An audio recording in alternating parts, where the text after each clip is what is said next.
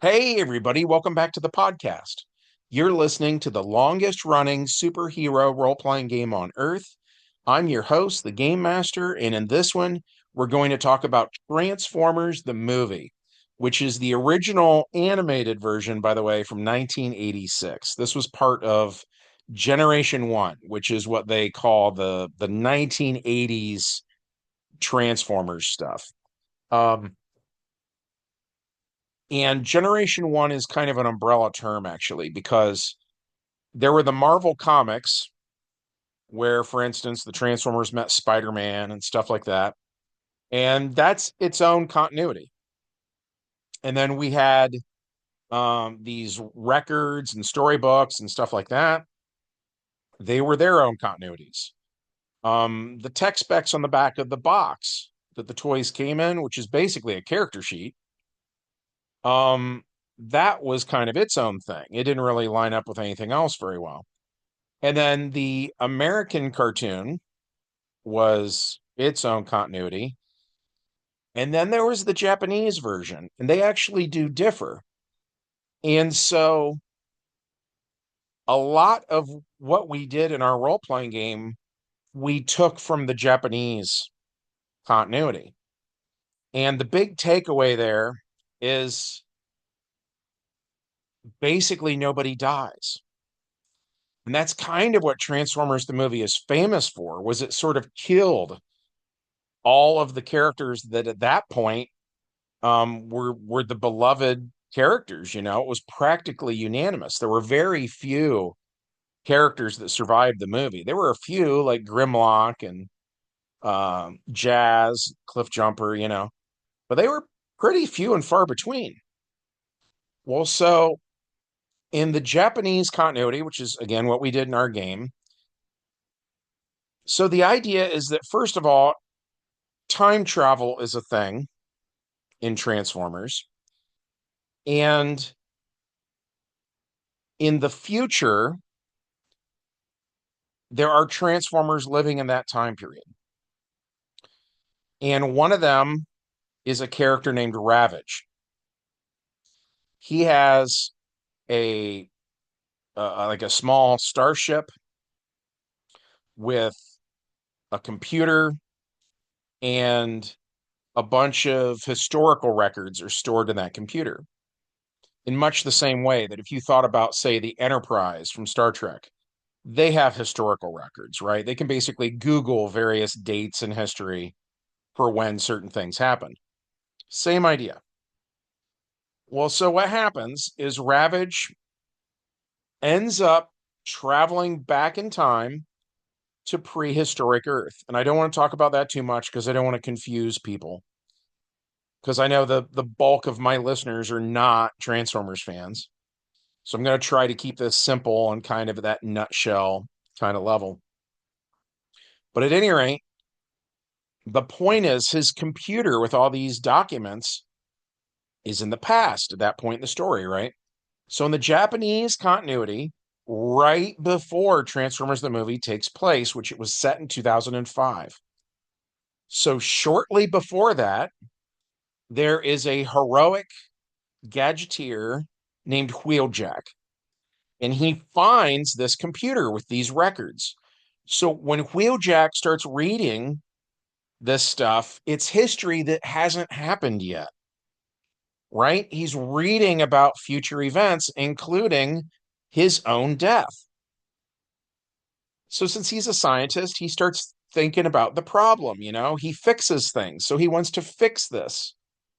And he's like, well, how do I do that? Because if we just don't die, period, then I create a paradox, right? So that won't work. So whatever he does, they at least need to appear to die. So he invents this thing called the GT system, or Genetronic Translink System.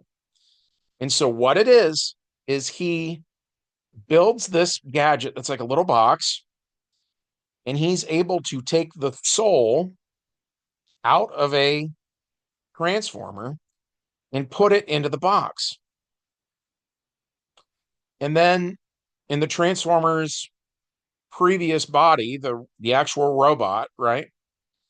He puts a receiver in there. And so then the idea is that they are able to work their body by remote control. But then if a character, say, explodes, if the body explodes, right, the soul is fine. And that's the real character, is the soul. So he does this to everybody who quote unquote dies in Transformers the movie. And so then in the Japanese version of things, everybody gets to survive. And as a fan, I really, really liked that. I hated that they were killing off characters in Transformers the movie. Everybody did. I mean, really, that was the show, right? It would imagine any other show where they just kill the entire cast, except for maybe like one or two guys, and then that's the new season. It just isn't a fantastic idea, in my opinion. Um, Optimus Prime, I've said this before on the podcast. He was voiced by Peter Cullen, and Peter Cullen has gone on record many, many, many times saying very frequently at Transformers conventions, guys my age go up and want to hug, and they tell him like stuff like, "You raised me," right? And I've talked about this before. The divorce rate, like, was at an all-time high when I was born. So my generation is Generation X. A lot of us were growing up without dads. And Peter Cullen's voice to us just sounded very fatherly. And then on the show, he's caring and he's wise, and he's got a lot of qualities that I think we gravitated towards. That was the kind of dad we wanted. And so that's why people were freaking out when they killed him off. Hasbro thought they were just getting rid of, you know, last year's toys and promoting this year's toys. They didn't realize that he had become a cultural icon practically overnight, that he was a very beloved character. They've gone on record as saying, this was pretty much the worst idea we've ever had, is killing him off. So they brought him back on the show in short order. I don't even think it was a year later. They actually had an episode where they bring him back as a zombie, which, I can't remember how I felt about it at the time, but I can't imagine it was good. It's kind of like, talk about adding insult to injury.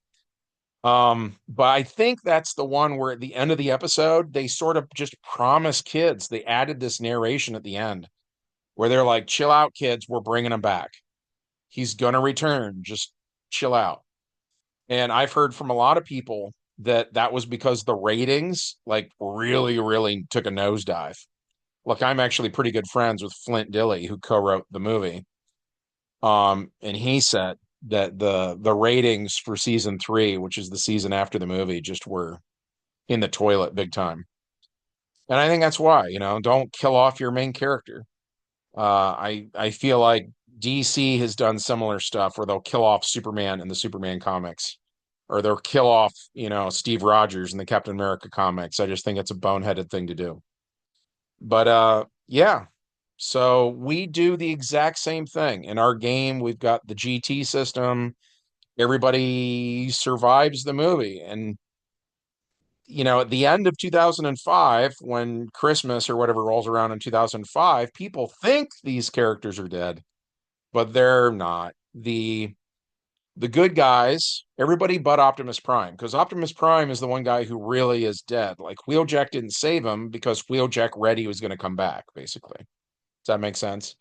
But for everybody else, like Prowl and Ironhide and guys like that, um, it turns out they were in Japan, kind of having these secret adventures where new bodies were built for them to work via remote control. And so, like, for instance, Smokescreen, who had been a red, white, and blue um, Nissan Datsun 280 ZX Turbo, I believe, racing edition with ground effects. His new body then was more of like kind of a Fast and the Furious sort of a thing. I can't remember now if he's still a Nissan or if he's like a Mitsubishi. Like I couldn't even tell you. I'm more familiar with 80s cars, but then he was like blue and I think he had some like neon green on him or something. It was like a very different color scheme. And like Wheeljack, who had been sort of a really exotic race car, I believe he was a Mustang. Um, so yeah, they get new bodies that were sort of makes and models of cars that had not really like back when they made the cartoon in 1986, of course, they didn't know what Fast and the Furious was going to be. Does that make sense? So it's hopefully that makes sense because they had Mustangs in the 80s, just not this specific Mustang. That's what I'm trying to get at. I was kind of stumbling over that. At any rate, yeah, so that's what we did for 2005. That was the big event of that year. So, if you have any questions about any of this, feel free to drop it in the comment section. But I feel like this is a pretty good stopping point for this video. As always, we would love it if you took just a second of your time to support the channel by smashing that like button. Make sure you're subscribed, and as always, leave us a comment. Do you like Transformers? I'd love to hear about it. You a fan of Transformers the movie? Do you hate Transformers the movie? Let me know in the comments section. And from everybody here at the longest running superhero role playing game on Earth, we hope you have a good one, and we'll see you in the next adventure. Bye.